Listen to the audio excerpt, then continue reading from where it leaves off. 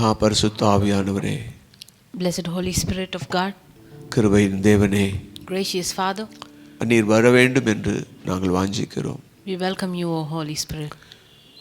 பரிசுத்த ஆவியானவரே, நீங்க இல்லாம எங்களால் ஒன்றும் செய்ய முடியாது. Without you we can do nothing, Lord. உம்முடைய பிரசன்னம் இந்த வேளையிலே வேண்டும் என்று வாஞ்சிக்கிறோம். We need your presence, Father. நீர் வந்து எங்களை நடத்தும்படியாய் வரவேற்கிறோம். I request you to come and lead us, O Holy Spirit of God. உம்முடைய வருகைக்காக நன்றி செலுத்துகிறோம். We thank you for your coming, Lord. எங்களை சுத்திகரித்து எங்களை பயன்படுத்தும்படியாய் நாங்கள் எங்களை ஒப்புக் கொடுக்கிறோம். Please do sanctify us and use us, Lord. கர்த்தருடைய நாமம் மாத்திரம் மகிமைப்படுவதாக. May your name alone be glorified. In Jesus' name, amen. Amen. Victory in Jesus' name. Victory in Jesus' name. Victory in Jesus' name. Victory in Jesus' name. Praise the Lord. Praise the Lord. Praise the Lord. Praise the Lord. Praise the Lord. Praise the Lord. Praise the Lord. Praise the Lord. Victory in the blood of Jesus. Victory in the blood of Jesus. Victory in the blood of Jesus. Victory in Jesus' name. Victory in Holy Spirit. Victory in Holy Spirit. Victory in Holy Spirit. Victory in Jesus' name. நன்றி ஆவியானவரே. Thank you, Holy Spirit. நீர் வந்ததற்காக நன்றி. Thank you for your coming, Lord. நீர் வாசம் பண்ணுவதற்காக நன்றி. Thank you for your dwelling among us, O Lord. நீர் எங்களுக்கு கற்றுக் கொடுக்க போறதுக்காக நன்றி. Thank you for teaching us today, Lord. இதோ உம்முடைய பிள்ளைகளை சுத்திகரியும். Please do sanctify your children, Lord. இந்த ஆலயத்தில் இருக்கிறவர்களையும் நீர் சுத்திகரியும். Please do sanctify the people in the church, Lord. இதோ இந்த டெலிவிஷன் முன்பாக நிற்கிறவர்களையும் சுத்திகரியும். Sanctify the people watching through this television. உம்முடைய ஐக்கியம் எங்களுக்கு தேவை சுவாமி. We need your communion, Lord. உம்முடைய ஐக்கியம் தான் எங்களை பரிசுத்தப்படுத்த முடியும். Only your communion can make us holy. எங்களுக்கு ஒரு பரிசுத்த அலங்காரத்தை தாங்க. Give us the perfect holiness, O Lord. நாங்கள் உம்மிடம் நெருங்கி வர உதவி செய்யும். Please to help us to come closer to you. அருமையான தேவஜனமே, My beloved people of God, கிறிஸ்துவுக்கு மிகவும் பிரியமானவர்களே, people who are beloved to Christ, இந்த நாளிலே கர்த்தரை ஆராதிக்க நாம் கூடியிருக்கிறோம். we have joined together today to worship the Lord. இந்த பாடலை பாடும்போது உங்களை நீங்கள் சுத்திகரிக்க வேண்டும். As we sing this song, you need to sanctify yourselves. நம்முடைய சின்ன தவறோ பெரிய தவறோ எல்லாமே பாவம்தான். Whatever our sins are big or small, அவரோடு நெருங்கி இருக்க வேண்டும் என்றால் நாம் அதிகமாய் சுத்திகரித்துக் கொள்ள வேண்டும். in order to get closer to our Lord, we need to be sanctified. அவருடைய இரத்தம் நம்மை கழுவி சுத்திகரிக்கும் என்பது நிச்சயம். His blood will definitely forgive our sins and wash us. ஆவியானவர் தம்முடைய ஆவியினால் நம்மை சுத்திகரிப்பார். Holy Spirit of God will sanctify us with His Holy Spirit. வார்த்தையானவர் அவருடைய வார்த்தையினால் நம்மை சுத்திகரிப்பார். Word, the God, will sanctify us through His word. ஒப்பு கொடுக்கலாமா? Shall we all commit ourselves? தயாரா இருக்கிறீங்களா? Are you all ready? சந்தோஷமா இருக்கீங்களா? Are you all happy today? சுத்திகரித்து தான் தேவ சமூகத்துக்கு போக வேண்டும் என்பதை கற்றுக்கொண்டீர்களா? Have you learned that we need to get to the presence of the Lord after sanctification. தனிப்பட்ட ஜெபத்திலும் தனிப்பட்ட வாழ்க்கையிலும் சுத்திகரிப்பு தான் மிக மிக முக்கியம். Even in our individual life and our individual prayer, sanctification is very important. மணவாட்டி தன்னை எப்பொழுதும் சுத்தம் செய்து கொள்ளுகிறாள். Bride always makes herself ready and sanctified. மணவாளனும் தன் இரத்தத்தினால் மணவாட்டியை சுத்திகரிக்க விரும்புகிறார். And even the bridegroom is ready to sanctify with his blood. எல்லாம் தயாரா உங்க வீட்ல ரெடியா காத்திருக்கீங்களா? Are you all ready waiting for the sanctification? குடும்பமா நீங்க இந்த சுத்திகரிப்பிலும் இந்த ஆராதனையிலும் கலந்து கொள்வது மிகவும் நல்லது. It is very good that you join this prayer with your family. ஒரு குடும்பத்துல எந்த அளவுக்கு சுத்திகரிப்பு இருக்கிறதோ, how much ever sanctification is there in your family, அந்த அளவுக்கு தான் உங்ககிட்ட கர்த்தர் அசைவாடுவார். only that much you can feel the presence of God. உங்களால் சபையில் அற்புதங்கள் நடக்கும். Wonders will happen in your church through you. ஒரு எழுப்புதலுக்கு காரணம் ஒரு குடும்பத்தின் தனிப்பட்ட சுத்திகரிப்பு. The sanctification of a individual family is the reason for the revival in the church.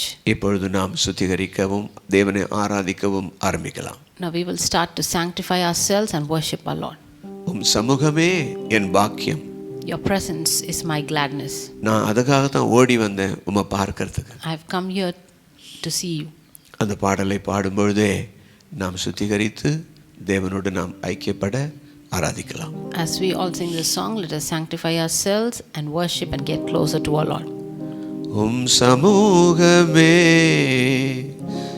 என் பாக்கியமே, உங்க சமூகமே என் பாக்கியமே, ஓடி வந்தே உம்மை நோக்கிட இயேசுவே, ஓடி வந்தேன் உம்மை பார்த்திட, உங்க குரல் கேட்க, உங்க குரல் கேட்க ராஜா இயேசு ராஜா. உள்ளத்தின் ஆழத்திலிருந்து என்னோட கூட வீட்டில இருந்து பாடுங்க, ராஜா கூப்பிடுங்க. Sing with me from the bottom of your heart. இயேசு ராஜா. Call upon him. எல்லாரும் கூப்பிடுறீங்களா? வீட்டில கூப்பிடுறீங்களா? Shall we all call upon him? கூப்பிடுங்க, ராஜா இயேசு ராஜா.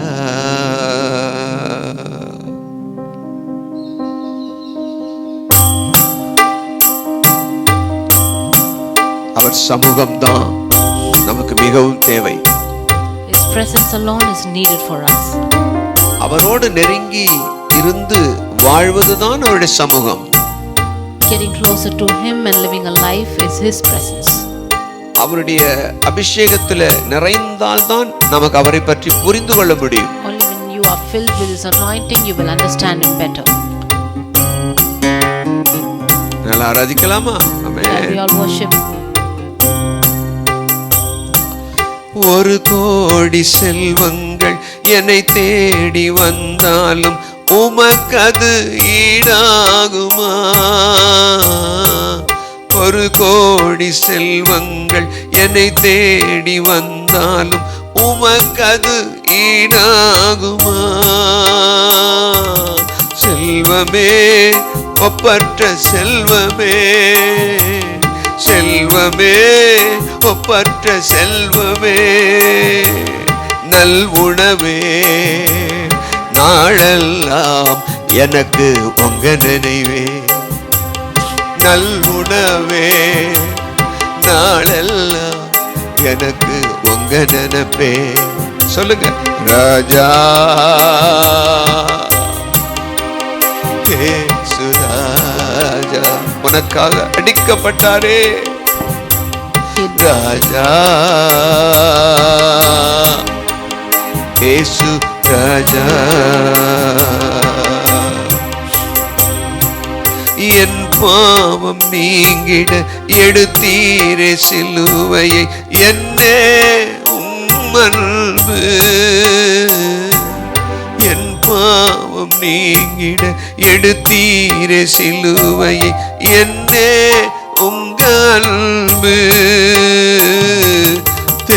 தென்றலே கல்வாரி தென்றலே, தென்றலே கல்வாரி தென்றலே, அசைவாடும் ஆட்கொள்ளும் என்னை ஆளுகை செய்யும்.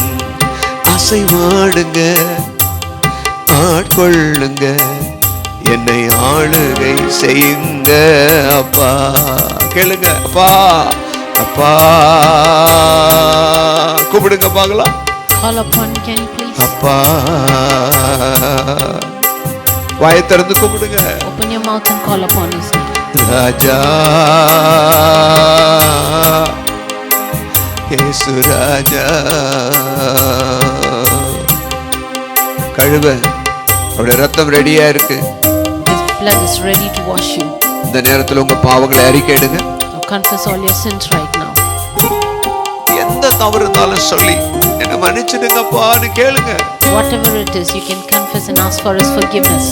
அவர் அதற்காக தான் சிலுவைக்கு வந்தார். And that is why he came to the cross. உன்னை மனவாட்டியாய் மாற்றுவதற்கு தான் சிலுவையிலே வந்தார். To make you as his bride. Oh, what a sweet God. ஒரு அருமையான தேவன் அவர். எத்தனையோ எழில்மிகு காட்சிகள் கண்டாலும் எல்லாமே மாயையா. எத்தனையோ எழில்மிகு காட்சிகள் கண்டாலும் எல்லாமே மாயையா. செல்வமே ஒப்பற்ற செல்வமே, தண்ணீரே ஊற்று தண்ணீரே, நதியில் ஒவ்வொரு நாளும் நான் மூழ்கணுமே. நதியில் ஒவ்வொரு நாளும் நான் மூழ்கணுமே. ஒப்பு கொடுங்க, ஒப்பு கொடுத்து ஆராதிங்க. உங்க நதி என்றால் பரிசுத்த ஆவியானவர். Submit yourselves. பரிசுத்த ஆவியானவருடைய அபிஷேகம் எனக்கு வேணும்னு கேளுங்க. Please ask for the. உங்க நதி என் மேல் ஊற்றட்டும், இப்பொழுதே ஊற்றட்டும், என் பாவங்கள் மன்னிக்கப்படட்டும். கேளுங்க. Let the river of the Holy Spirit flow among us. பரிசுத்த ஆவியின் அபிஷேகம் நிரம்ப நிரம்ப. As you are filled with the Holy Spirit, அப்பொழுதுதான் இந்த உலகம் உங்களுக்கு மாயையா தெரியும். only then you will find that this world is fake. பரிசுத்த ஆவியோடு இல்லை என்றால் இந்த உலகம் உனக்கு சொர்க்கமா தெரியும். If you are not with the Holy Spirit, then this world will become a heaven to you. கர்த்தருடைய பரிசுத்த ஆவி உன் மனதை பிரகாசிக்க செய்வாராக. Only the Holy Spirit of God's presence will brighten your heart. மறுபடியும் பாடி ஆராதிக்கலாமா? Shall we all sing again and worship him? எத்தனையோ எழில்மிகு காட்சிகள் கண்டாலும் எல்லாமே மாயையா. எத்தனையோ எழில்மிகு காட்சிகள் கண்டாலும் எல்லாமே மாயையா. சொல்லுங்க. தண்ணீரே ஆவியானவரே, கூப்பிடுங்க. தண்ணீரே ஆவியானவரே, உங்க நதியில் ஒவ்வொரு நாளும் நான் வரணுமே. உங்க நதியில் ஒவ்வொரு நாளும் நான் தங்கி இருக்கணுமே. உங்க நதியில் உங்க சமூகத்தில் நான் ஒவ்வொரு நாளும் வந்து சேரணுமே. ராஜா ஏசுரா, உதவி செய்யுங்கப்பா, எங்களுக்கு உதவி செய்யுங்க. Help us, oh Father, help us, Lord. தேவா எங்களுக்கு உதவி செய்யுங்கய்யா. உம் சமூகமே என் பாக்கியம். சொல்லுங்க. உங்க சமூகமே என் பாக்கியமே. ஓடி வந்தேன் உம்மை பார்த்திட, நான் ஓடி வந்தேன் உம்மை நோக்கிட. உங்க குரல் கேட்க, உங்க சத்தம் கேட்க, உங்க குரல் கேட்க, உங்க சத்தம் கேட்க ராஜா இயேசு ராஜா ராஜா இயேசு ராஜா.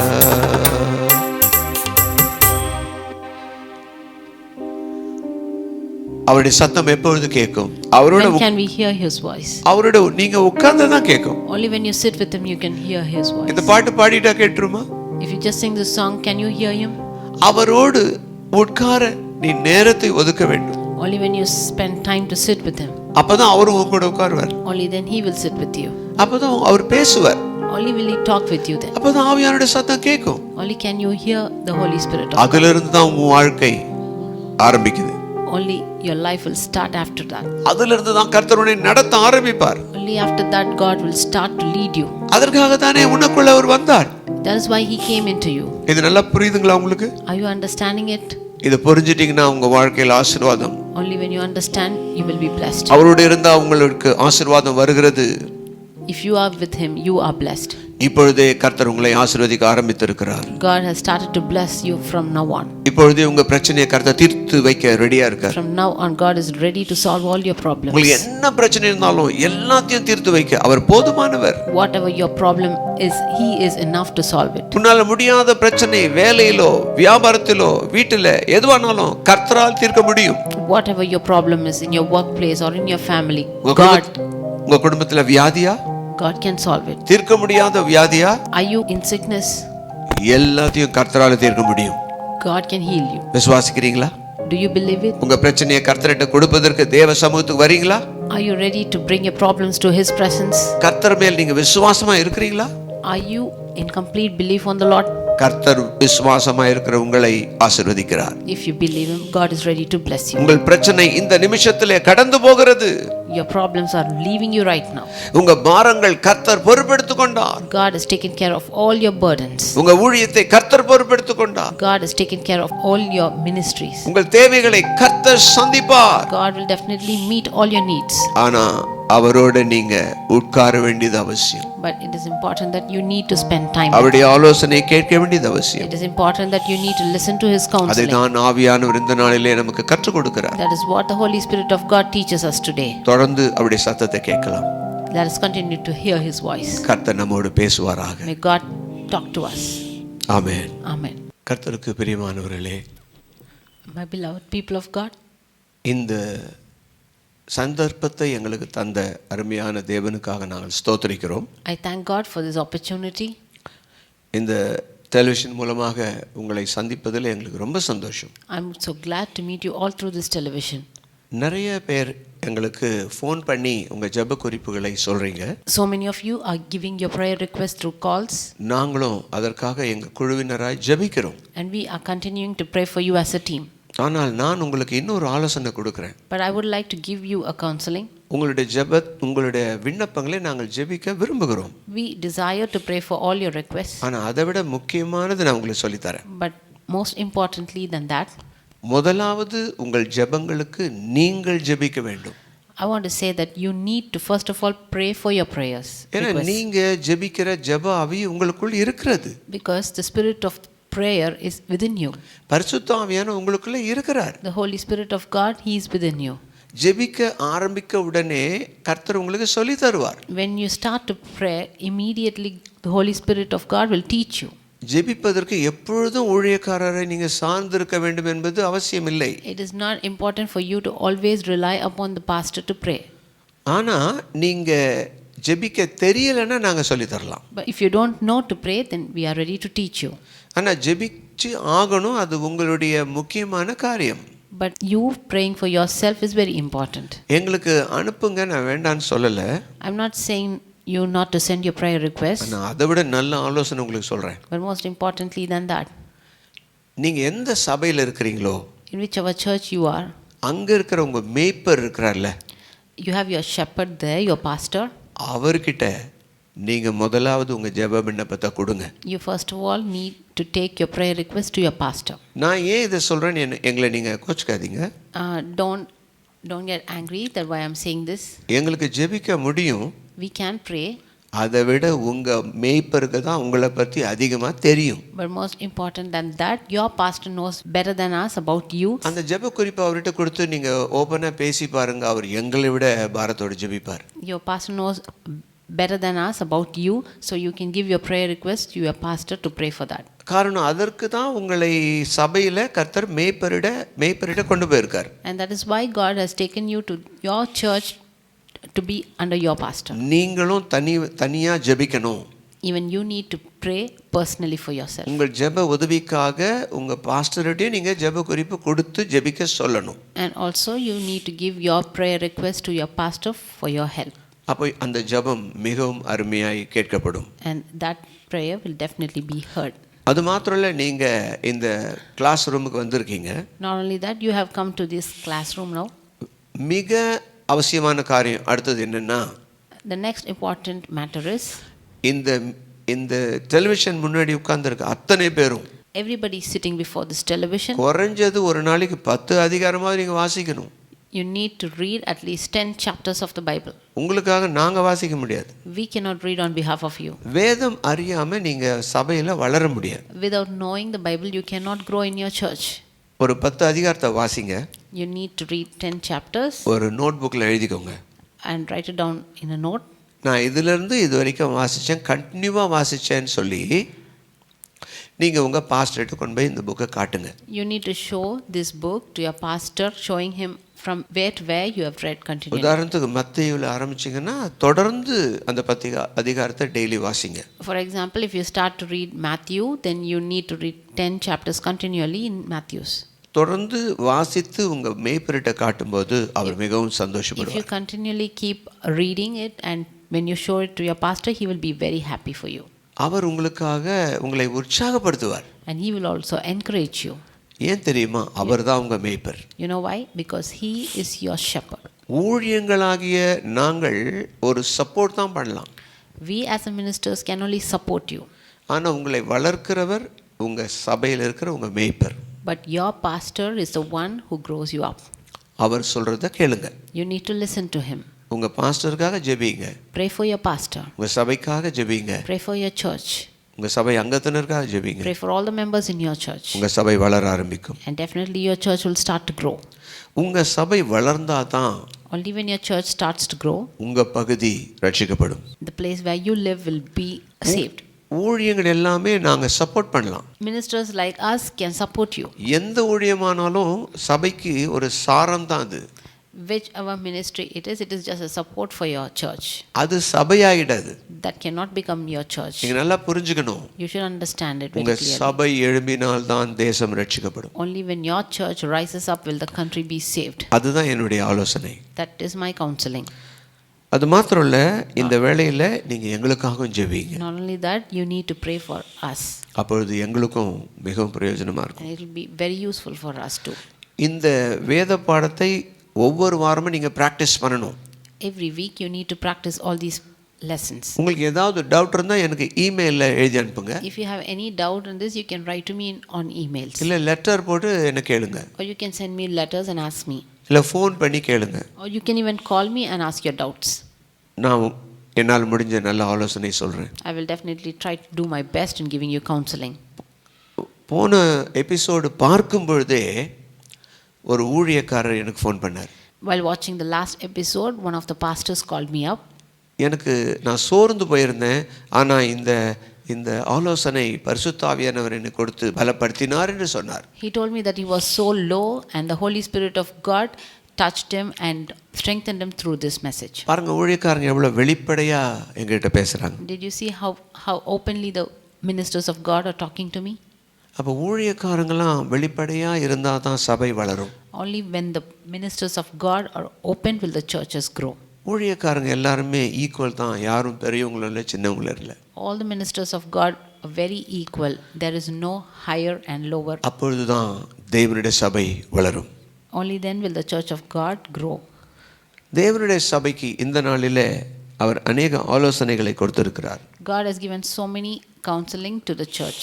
அது மாத்திரம் இல்ல, இந்த மினிஸ்ட்ரிக்கு உதவும்படி டெலிகாஸ்ட் பண்ணும்படி அதிசயம் டிவி எங்களுக்கு உதவி செய்கிறார்கள். Not only that, Adisiyam TV helps us to telecast this ministry. அவங்களுக்காக ஜெபிங்க, உங்களை பொருளாதாரத்துல தாங்குங்க. Please to pray for at the CMTV and also support them financially. அதுபோல எங்களுக்குன்னு ஒரு யூடியூப் சேனல் இருக்கு. And also we have a YouTube channel. அந்த channel JCCS Ministries. And the channel is called JCCS Ministries. அதை நீங்க அந்த ஸ்கிரீன்ல பார்க்கறீங்க. You are now looking it on the screen. அதுல நீங்க தொடர்ந்து நீங்க அதை வாட்ச் பண்ணுங்க. Please to continually watch this YouTube channel. ஏனென்றால் எல்லா எபிசோடும் அதுல நாங்க கொடுத்திருக்கிறோம். Why? Because we have given you all the episodes in the channel. எல்லா விதமான ஆலோசனைகள் தொடர்ச்சியா அதுல இருக்கு. And all these counselings are continually posted on the channel. அது உங்களுக்கு மிகவும் பிரயோஜனமா இருக்கும். It will be very useful for you. இப்பொழுது நாம் தேவனுடைய ஆலோசனைக்கு கடந்து போவோம். Now let us get into the word of God. போன முறை நாம் பார்த்தது ரோமர் 5ஆம் அதிகாரம் 9-10 வசனங்கள். Last week we meditated on Romans chapter 5 verses 9 and 10. கர்த்தருடைய ரகசிய வருகை மிகவும் சமீபமாய் இருப்பதனால் The secret coming of the Lord is very near. வெளிப்படுத்தின விசேஷம் 22ஆம் அதிகாரத்தில் அவர் வருகையை அதிகமாய் சொல்லுகிறபடினால் In Revelations chapter 22 we see that God speaks more about his coming. வெளிப்படுத்தின விசேஷம் 22ஆம் அதிகாரத்தில் 11ஆம் வசனத்திலிருந்து அவர் வருகையை பற்றி சொல்லிக் கொண்டிருக்கிறார். In Revelations chapter 22 right from verse 11 he talks about his coming. 11லிருந்து 17 வரை வாசிக்கலாமா? Shall we all read from verse 11 to 17?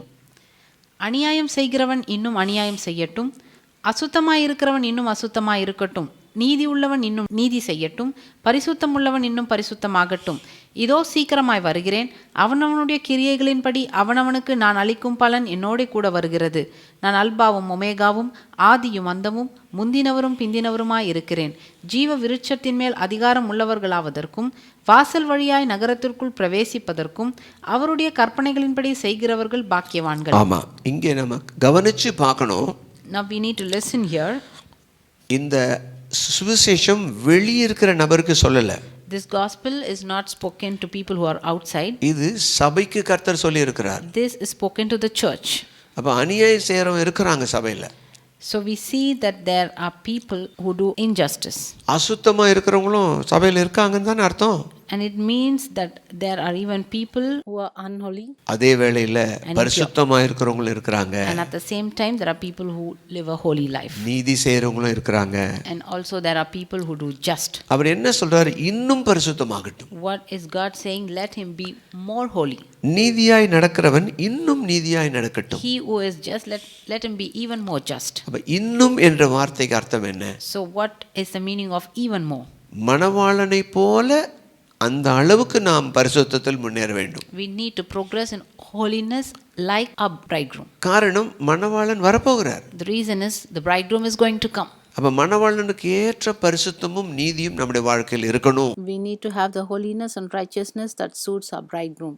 அதுதான் 12ஆம் வசனத்துல இதோ சீக்கிரமாய் வருகிறேன், அவனவனுடைய கிரியைகளின்படி அவனவனுக்கு நான் அளிக்கும் பலன் என்னோடு கூட வருகிறது என்று சொல்லி இருக்கிறார். That is what we see in verse 12. Behold, I am coming soon, and I shall bring my wages and rewards with me to repay and render to each one just what his own actions and his own work merit.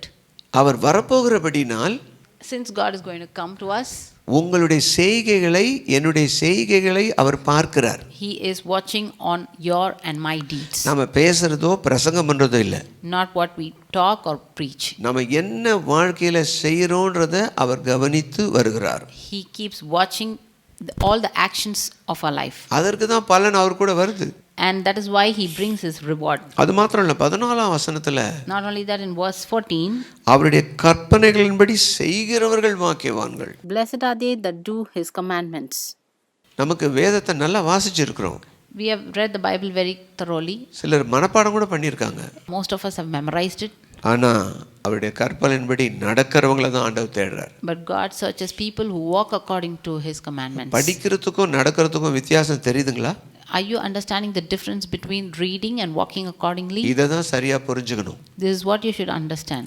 இந்த புதிய ஏற்பாட்டில் என்னவெல்லாம் நமக்கு கட்டளைகள் எழுதப்பட்டிருக்கிறதோ, all the commandments written in the New Testament, அது ஒவ்வொரு கட்டளையா நாம practice பண்ணி வாழ்ந்து காட்டணும். we need to practice and walk according to the commandments. இது படிக்கிறது இல்ல. This is not just reading the commandments. படிக்கணும், தியானிக்கணும், அதன் பிறகு அதன்படி வாழணும். You need to read, meditate, and then walk accordingly. அப்போ வாழும்போது தான் நம்முடைய கேரக்டர் மாறும். Only when you walk accordingly and practice will your character change. அந்த வார்த்தையான தேவன் நம்மை மாற்றுவார். The word will change you. ஜீவ தண்ணீரான பரிசுத்தாவியானவர் நமக்கு உதவி செய்வார். The river of the Holy Spirit, he will help you. இததான் 17ஆம் வசனத்துல எழுதியிருக்கு. It is written in verse 17. தாகமாயிருக்கிறவன் வரக்கடவன். He who is thirsty, let him come to me. விருப்பமாயிருக்கிறவன் ஜீவ தண்ணீரை இலவசமாய் வாங்கிக் கொள்ள கடவன். He who desires, let him get the water of life without cost. இந்த இலவசத்தை கவனிச்சிங்களா? Did you listen this without cost? கர்த்தராகிய இயேசு கிறிஸ்துவும் அவருடைய ரட்சிப்பை நமக்கு இலவசமாய் தருகிறார். Even Jesus Christ has given us salvation for free. ஆவியானவரும் இங்கே அவருடைய ஜீவ தண்ணீரை இலவசமா தருகிறார். And even the Holy Spirit gives his water of life without cost. ஏன் இதை இலவசமா தர்றார்? Why is he giving it for free? அந்த ஜீவ தண்ணீர் தான் நம்மள மனவாட்டியாய் மாற்றும். Only the water of life will change us into the bride. அந்த ஜீவ தண்ணீர் நமக்குள்ள இருக்கிறது. And that water of life is within us. அதுதான் ரோமர் 5ஆம் அதிகாரம் 10ஆம் வசனம். And that is what is in Romans 5 verse 10. இப்போ அந்த வசனத்துக்குள்ள நாம் போகலாம். Now let us get into the verse. 10ஆம் வசனம். ரோமர் 5:10. Romans 5:10. ஒப்புரவாக்கப்பட்ட பின் நாம் அவருடைய ஜீவனாலே ரட்சிக்கப்படுவது அதிக நிச்சயம். How much more, having been reconciled, shall we be saved through his life? ஜீவன் என்றாலும் நித்திய ஜீவன் என்றாலும் ஜீவ தண்ணீர் என்றாலும் ஒன்றுதான். Life and eternal life and water of life is all the same. இயேசு என்றாலும் வார்த்தையானவர் என்றாலும் ஒன்றுதான். Jesus and the word is the same. இந்த வார்த்தை தான் இயேசு கிறிஸ்து.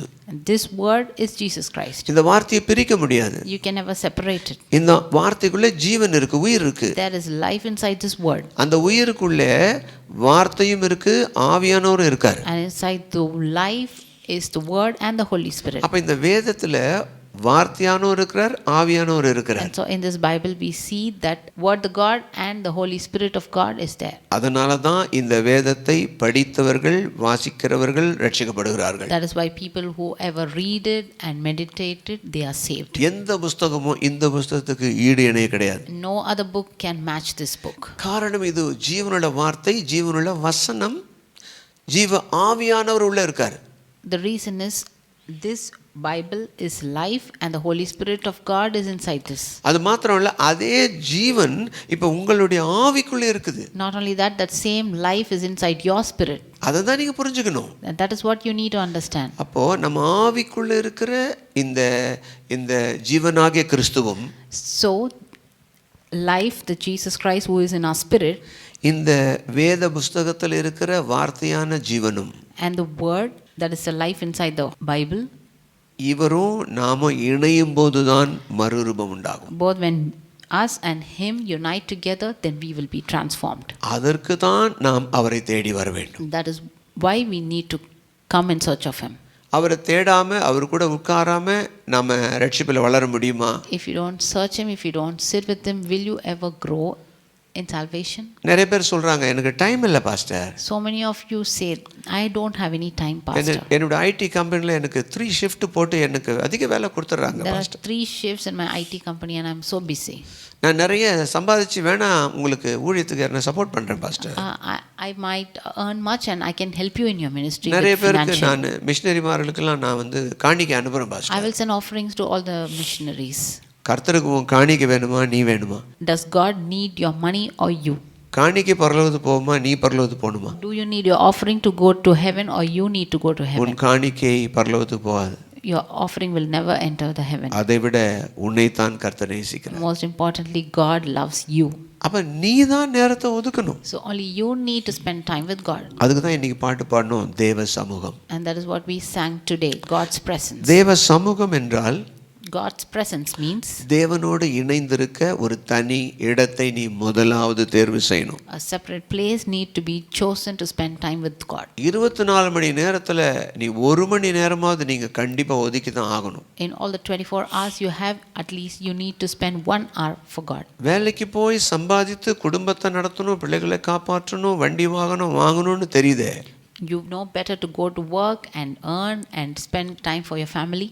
இந்த உலகத்தை விட்டு நீ எடுபடுற நாள்ல எதுவுமே உன் கூட வராதுன்னு தெரியுமா? But when you are taken from this world, do you know that nothing is going to come with you? நம்மளை விட பிரயாசப்பட்ட இந்த உலகத்தார் மரித்திருக்கிறார்கள் இந்த corona வைரஸ்ல. So many of the worldly people have died in this corona. எல்லாத்தையும் டிவியில பாக்குறீங்க தானே? Are you watching all that on the television? அவங்க போகும்போது எதை எடுத்துக்கிட்டு போனாங்க? What have they taken along with them? ஒன்னும் எடுத்து கொண்டு போக முடியாது. You cannot take anything with you. ஏன்னா இந்த உலகத்துல இருந்து இன்னொரு உலகத்துக்கு நீங்க enter ஆவறீங்க. Because you are entering another world from this world. இந்த உலகம் மாதிரி இன்னொரு பரதேசி இருக்கு. There is another paradise like this world. Paradise போல பரலோகமும் இருக்கு. And there is also heaven like the paradise. இங்க இருந்து எதையும் அங்க கொண்டு போக முடியாது. You cannot take anything from here. உன் ஆத்மாவை மட்டும் தான் கொண்டு போக You முடியும். can take only your soul from here. நீ எத்தனை லட்சம் சம்பாதிச்சாலும், How many lakhs ever you earn, நீங்க எவ்வளவு பெரிய முதலாளியா இருந்தாலும், how much big you are, ஒரு ரூபாவை நீ கொண்டு போக முடியாது. you cannot take even a இது நல்லா நீங்க single புரிஞ்சுக்கணும். paise. You should understand நீங்க this. பெரிய ஞானவானா இருக்கலாம், You might be a big wise man. பெரிய கம்பெனில நீங்க மேனேஜரா இருக்கலாம், இல்ல ஒரு முதலாளி கூட இருக்கலாம். You can be a big manager in a company or even an owner. நீங்க நல்லா புரிஞ்சுக்கோங்க. You should understand one thing today. கர்த்தருடைய ஆவியானவர் தான் பரிசுத்தப்படுத்தி இந்த பூமியில இருந்து உன்னை பரலோகத்துக்கு கொண்டு போக முடியும். Only the Holy Spirit of God can sanctify you and take you from this world. கிறிஸ்துவானவர் உனக்குள் இருப்பதனால் அவரோட நீ நேரம் செலவு பண்ணலனா நீ பரலோகத்துக்கு போக முடியாது. Since Jesus Christ is inside you, if you don't spend time with him, you can never enter heaven. நாம் பரலோகத்துக்கு போவதற்கு முன்பாக Before going to heaven, இந்த உலகத்துல இயேசு கிறிஸ்துவுடைய சாயலாய் நாம் மாறணும். you need to be transformed like the image of Jesus Christ in this world. அதற்காக தான் கர்த்தர் நம்மை அழைத்திருக்கிறார். That is why God has called you. அது நமக்கு நல்லா தெரிஞ்சிருக்கணும். You should know it very well. ரோமர் 8ஆம் அதிகாரம் Romans chapter 8. 29ஆம் வசனத்தை நீங்க வாசிக்கலாம். You should read verse 29. தம்முடைய குமாரன் அநேக சகோதரர்களுக்குள்ளே முதற் பேரானவராய் இருக்கும் பொருட்டு தேவன் எவர்களை முன்னறிந்தாரோ அவர்களை தமது குமாரனுடைய சாயலுக்கு ஒப்பாய் இருப்பதற்கு முன்குறித்திருக்கிறார். நல்லா கவனிச்சிங்களா இந்த வசனத்தை? Listen to this verse. For those whom he foreknew, of whom he was aware and loved beforehand, he also destined from the beginning to be molded into the image of his son. கிறிஸ்தவங்க பெரிய பணக்காரர் ஆகிறதுக்கு முன்குறிக்கல. God has never chosen them to become big rich men. 40,000 பேருக்கு இருக்கிற சபையை நடத்துறதுக்கு அவர் முன்குறிக்கல. He never called you for leading a church with 40,000 people. அந்த 40,000 பேருக்குள்ள இருக்கிற 40,000 பேரும் கிறிஸ்துவின் சாயலாய் மாறணும். Everybody in that 40,000 should become the image of God. அதுதான் மறுரூபம். And that is transformation. ஆவியில வந்த கர்த்தர் God who entered in your spirit, ஆத்துமாவில கிரியை செய்வார். he will work in your soul. ஆத்துமாவை மறுரூபப்படுத்துகிறவர், The one who transforms your soul. மரணம் வரும்போது உன் சரீரத்தை அவர் சாயலாய் மறுரூபப்படுத்துவார். During your death he will transform முதலாவது into the image of his son. முதலாவது ரட்சிப்பு இலவசம், நம்ம ஒன்றும் செய்ய தேவையில்லை. The first salvation that you received, it is for free. You need to do nothing for it. இப்பொழுது அவர் நமக்குள்ளே இருக்கிறபடினால், Since because now he is within you, அவரோடு நீ சேர்ந்து கிரியை செய்துதான் ஆகணும். it is important that you work along with him. அவரோடு உட்கார நீ நேரத்தை ஒதுக்கி தான் ஆகணும். You definitely need to spend time to sit with him. அவருடைய சத்தத்தை கேட்டு பரிசுத்தத்தில் பரிசுத்தமாய் மாறணும். You should definitely listen to his voice and become holy. அவருடைய சத்தம் இந்த வேதத்துல புதிய ஏற்பாட்டில் எழுதி இருக்கு. His voice is written in the New Testament and the Bible. இதுல 1050 கட்டளைகள் இருக்கு. There are 150 commandments and rules in it. அதுதான் அவருடைய சத்தம். And that is his voice. அந்த சத்தத்தை படிக்கணும், உட்காரணும், தியானிக்கணும். You need to sit, read and meditate it. கண்டிப்பா இதற்கு நீங்க அவரோட நேரம் செலவு பண்ணா மட்டுமே முடியும். And this can happen only if you sit and spend time with him. நான் பிஸியா இருக்கிறேன், I am so busy. வேலைக்கு போனா தான் சாப்பாடு, Only when I go to work will I eat. ஏக்கச்சக்கமான இஎம்ஐ கட்ட வேண்டியிருக்கு. I have a lot of EMIs to pay. உன்னை யாரு கடன்காரனா மாத்தினார்? Who changed you into a நீ debtor? தேவ சமூகத்தில் இருந்து எனக்கு தேவையா இல்லையா நீ கேட்கல. You never sat in his presence and asked for him if I need it or உன் not. இஷ்டத்துக்கு நீ லோன் வாங்குன, அதனால தான் நீங்க அதை அடைக்கிறதுக்கு ஓடிட்டு இருக்க. You just received all the loans on your own will and now you are running to all repay it. இப்போ பணத்திற்காக ஓடுகிற, Now you are running for money. தேவைக்காக ஓடுகிறாய். Now you are running for your need.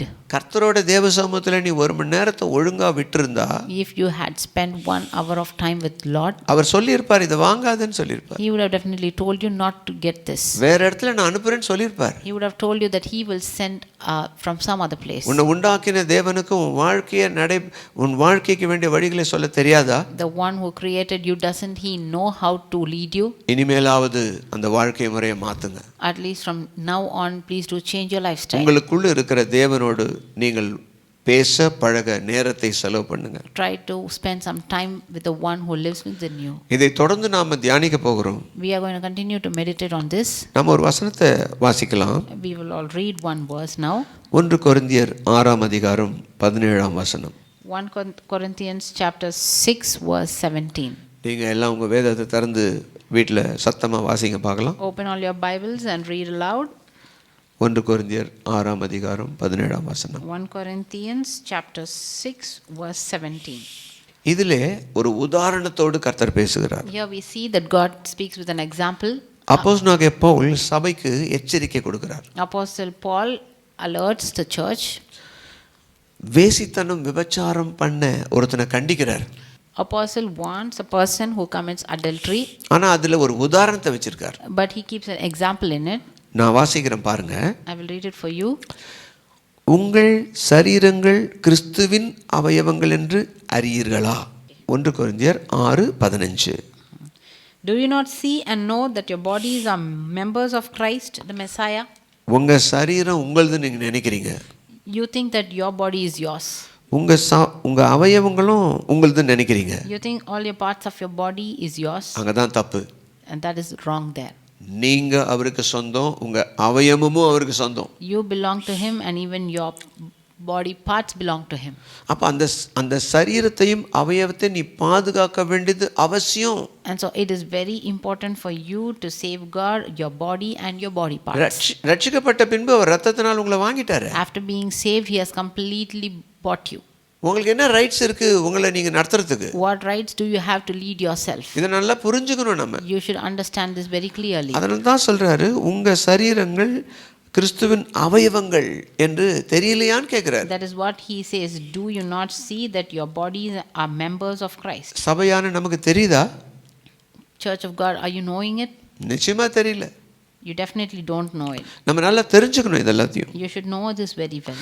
அப்படி கர்த்தருடைய சரீரம் உங்க சரீரமா இருக்கிறதுனால், Since because your body is Christ's body, சபையில் இருக்கிறவன் வேசித்தனம் பண்ணக்கூடாது. the people in the church should not commit adultery. காரணம் இது கர்த்தருடைய சரீரம். Because this body is God's body. வேசியோடு இணையும் போது, When you join with a prostitute, வேசியும் உன் சரீரமும் ஒன்னாயிடுது. your body and the prostitute's body becomes one. அதுதான் 16ஆம் வசனத்துல சொல்றார். That is what is written in verse 16. நல்ல கவனிங்க. Listen to it carefully. வேசியோடு இசைந்து இருக்கிறவன், He who becomes one body with prostitute, அவளுடனே ஒரே சரீரமா மாறிடுறாங்களாம். he becomes one flesh with her. இப்போ கிறிஸ்துவுக்கு சொந்தமான சரீரம், Now the body which belongs to Christ, அது உங்ககிட்ட இருக்கு. it is with you. வேசியோட நீ சேர்றதுனால When you join with the prostitute, அவளோட ஒன்னாயிட்டே நீ. you become one flesh with her. அப்ப இது எவ்வளவு பெரிய பாவம். Just see how big the sin is. அப்போ இசைந்து வேசியோட இருக்கிறியே என்று காட்டுறார். So God shows you that you have become one with a prostitute. அந்த விபச்சார பாவத்தை குறித்து அவர் பெருசா பேசல. He doesn't speak much about the prostitution. ஒரு வேசியோட எந்த அளவுக்கு நீ எஃபெக்டிவா நீங்க இணைஞ்சிருப்ப அப்படின்னு காட்டுறார். He just shows you how close you are with the prostitute. 17ஆம் வசனத்துல And in verse 17, இப்படி தான் ஒரு உதாரணத்துக்கு சொல்றார். and he says here with an example, கர்த்தரோடு இசைந்து இருக்கிறவனும் அவருடனே ஒரே ஆவியா இருக்கிறான் என்று வேதம் சொல்லுகிறது. the Bible says, but the person who is united to the Lord becomes one spirit with him. அப்ப அங்க இணைப்பு தான் அங்க அப்போஸ்தலனாகிய பவுல் தெளிவா சொல்றார். So we see that Apostle Paul clearly talks about the unification. அப்போ இணைப்பு என்றால் என்ன? தேவனோடு நான் இணைந்திருக்க வேண்டும். So what is unification? It means that we need to be united to the Lord. இப்ப தேவனோடு நான் இணைந்திருக்க அவருக்கு நான் ஒரு முதல்ல ஒரு இடத்தை ரெடி பண்ணணும். To be united with the Lord, it is important for us to first of all make a space with him. ஒரு பெர்ஃபெக்ட்டான ஒரு நல்ல ரெகுலர் டைமை ஃபிக்ஸ் பண்ணணும். We need to fix a regular time. இப்போ கிளாஸ்க்கு போகிறோம் 8 மணி நேரம் அங்கே ஸ்கூலில் உட்காரல, Now, when you go to class, are you not spending 8 hours there? 8 மணி நேரம் வாத்தியாரோட நீ உட்கார்றியே. You are sitting with your master for 8 hours. அதனால தான் அவர் சொல்லி கொடுக்குறது உனக்கு புரியுது. And that is why whatever he teaches you, you are understanding it. அதே மாதிரி தான் Just like that. கர்த்தரோடு ஒவ்வொரு கிறிஸ்தவனும் இணைஞ்சிருக்கணும். Each and every Christian needs to be united with the Lord. நீ சம்பாதிக்கிற எல்லா பொருள் ஆஸ்தி எல்லாத்தையும் விட Whatever you earn, more than that, நீ அவரோடு இருக்க ஒரு நேரத்தை ஒதுக்கணுன்றது தான் மிகவும் முக்கியமாக நம்ம தெரிஞ்சிருக்கணும். you need to definitely spend time with the Lord. 40 நாள் மோசே தேவனோடு இருந்தார். Moses was with God for 40 days. Night and day இருந்தார். Day and night he was with him. பிரமாணத்தை பெற்றுக்கொண்டு வந்தார். He got the commandments from him. கிறிஸ்துவும் அடிக்கடி தேவனோட தனியா இருப்பார். And even Jesus Christ, he spent time along with the Lord. பிதாவோட இன்ஸ்ட்ரக்ஷனை கொண்டு வந்து தான் பகல்ல ஊழியம் செய்வார். He need to get the instructions from the Lord and do the ministry during the daytime. இப்போ கிறிஸ்துவே அப்படி இருக்கும்போது If Jesus Christ was like that, நாம அதை ஃபாலோ பண்ணா கண்டிப்பா நாமளும் தேவனோடு இருக்கணும். if we follow the same thing, வேலைக்கு போறீங்கன்னா வேலைக்கு போறதுக்கு முன்னாடி time ஒதுக்குங்க. if you are going to work, then you need to spend some time before going to work. வேலைக்கு போயிட்டு வந்த பிறகு நேரத்தை ஒதுக்குங்க. Or you can even spend time after coming from work. Aren't you spending time with your wife? உங்க பிள்ளைகளோட நேரத்தை ஒதுக்கல? Are you spending time with your children? உங்க ஃப்ரெண்ட்ஸுக்கு எவ்வளவு நேரத்தை ஒதுக்குறீங்க? How much time are you spending with your friends? இது எல்லாவற்றையும் விட கிறிஸ்துவோடு நீ நேரம் ஒதுக்கித்தான் ஆகும். More than all this, you definitely need to spend time with the அப்போ அவரோட இணைந்ததுனால நாம என்னவா மாறுறோம்?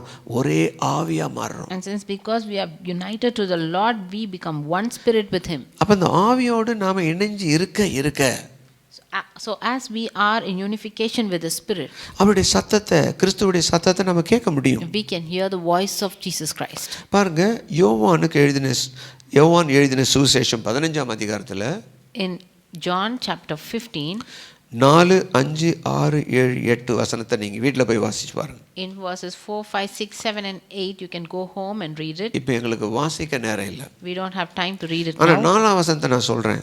But I'm talking to you about verse 4. என்னில நிலைச்சிருந்தா நானும் உங்களை நிலைச்சிருப்பேன். Remain in me as I also remain in you.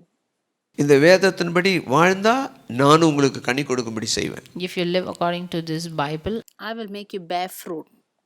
இந்த கட்டளைகளை படிக்கிறதுக்கு நமக்கு நேரம் வேணும். we need time to read all these commandments. இந்த கட்டளை படி செய்வதற்கு ஆவியானவர் கூட உட்காரணும்.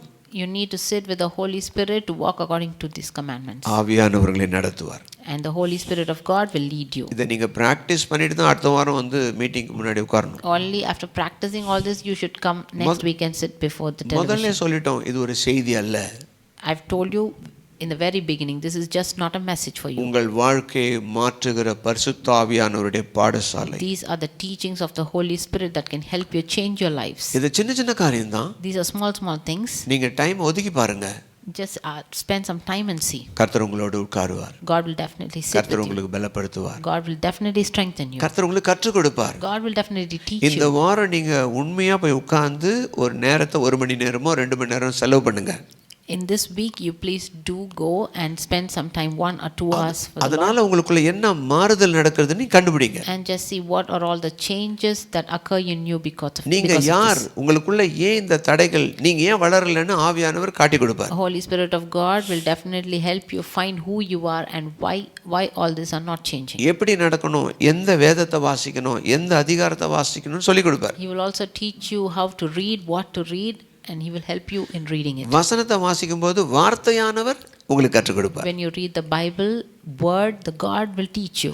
ஆவியானவரும் வார்த்தையானவரும் இணைந்து தான் நம்மை மறுரூபப்படுத்துவார். Holy Spirit of God in unity with the word, the God, they will both transform you. இந்த ரகசியம் உங்களுக்கு புரிஞ்சிடுச்சா?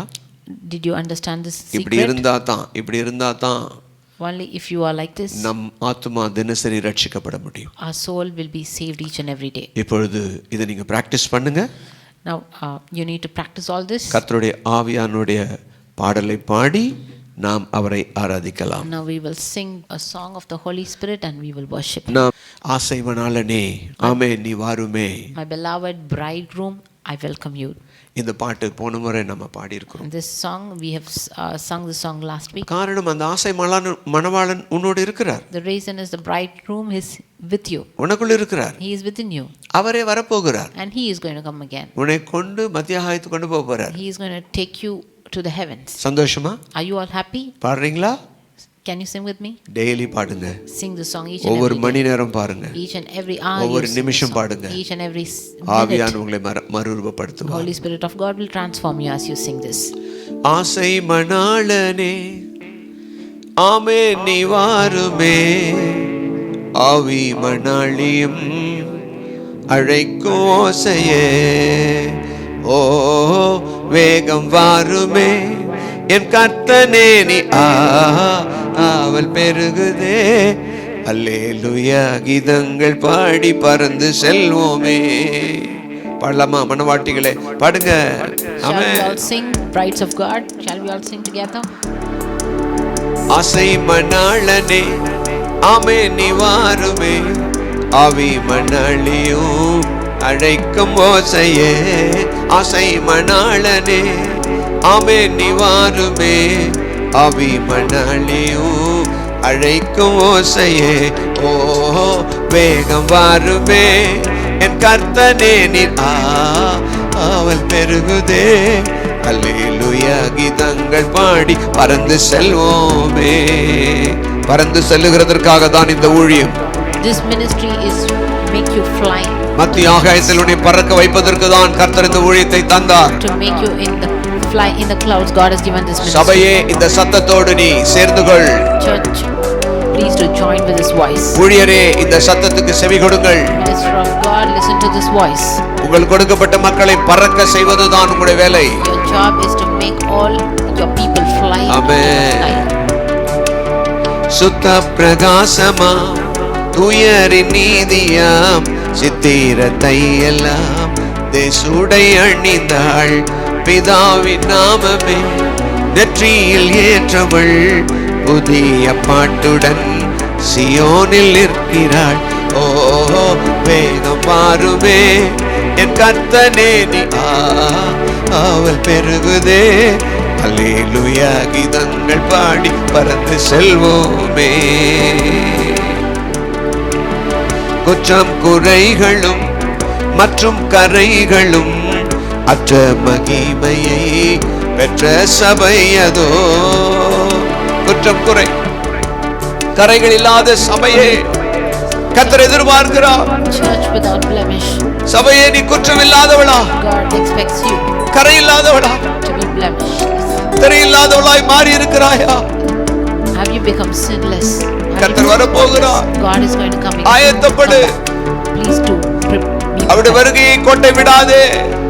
Do not be left alone. எப்போ நான் காண்பேனோ என் ஆசை ஏறுதே, பொற்பரன் இயேசுவை கண்டு களிக்கவே, எப்போ நான் காண்பேனோ என் ஆசை ஏறுதே, பொற்பரன் இயேசுவை கண்டு களிக்கவே, ஓ வேகம் வாருமே என் கர்த்தனே ஆவல் பெருகுதே, அல்லேலூயா கீதங்கள் பாடி பறந்து செல்வோமே. மத்திய ஆகாயத்துக்கு பரிசுத்த ஆவியால் மறுரூபமாகியே திரியேக தேவனை சேவிக்க நித்தியமாய், பரிசுத்த ஆவியால் மறுரூபமாகியே திரியேக தேவனை சேவிக்க நித்தியமாய், ஓ வேகம் வாருமே என் கர்த்தனே நீ ஆவல் பெருகுதே, அல்லேலூயா கீதங்கள் பாடி பறந்து செல்வோமே.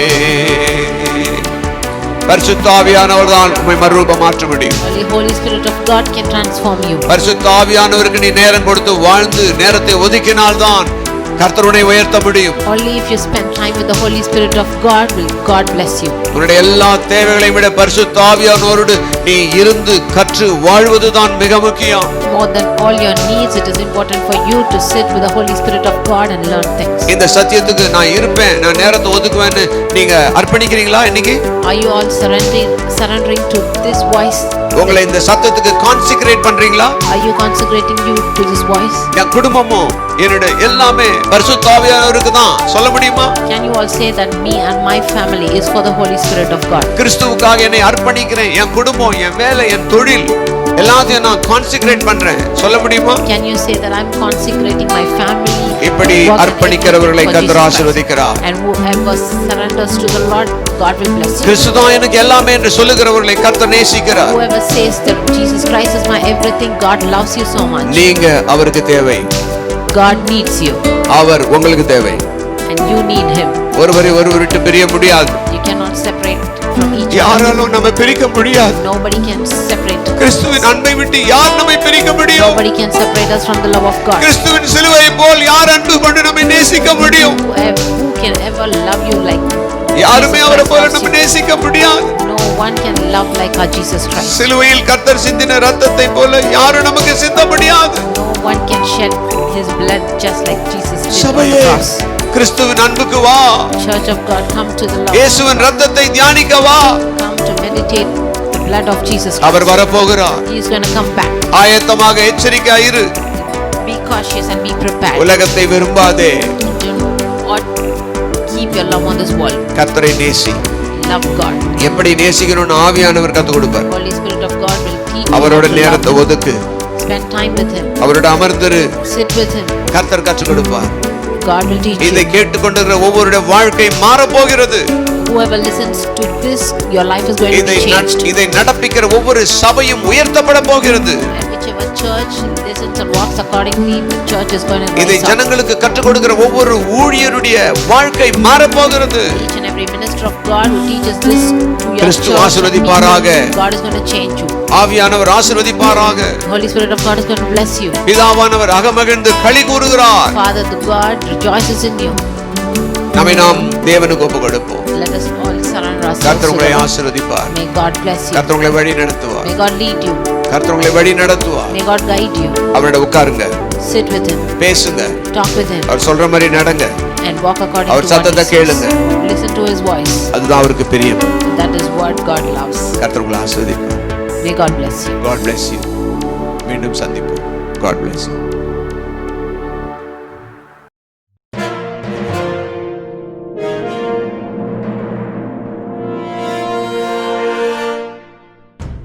His Grace Music International Media Production presents Word and Worship by Jesus Christ Coming Soon Ministries on Adisayam TV.